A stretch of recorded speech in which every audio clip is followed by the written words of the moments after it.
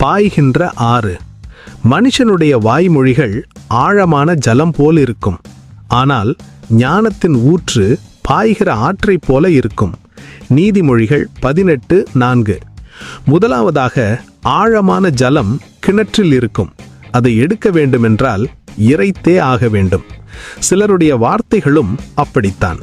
அவர்கள் சொல்லுவது ஆழமானது, புரிந்து கொள்வது கடினம். அவர்கள் சொல்லுவது ஒன்று, புரிந்து கொள்வது மற்றொன்று. அதனால் வேதனை, குழப்பம்தான் மிச்சம்.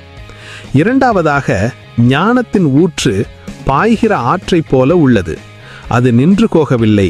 சுத்தமாக, தெளிவாக, அழுக்கை தள்ளிக்கொண்டு தொடர்ந்து பாய்கிறது. வேதமும் அப்படித்தான். படிக்கும் போதே புரிகிறது. புரியாத இடங்களில் ஆவியானவர் நமக்கு தெளிவுபடுத்துகின்றார். ஆழமான ஜலத்தைப் போல உள்ள மனிதர்களின் வார்த்தைகளை புரிந்து கொள்ள முயற்சிக்காமல் பாய்கிற ஆற்றைப் போல் உள்ள வேதாகமத்தை தியானிப்பதில் நேரத்தை செலவிடுங்கள்.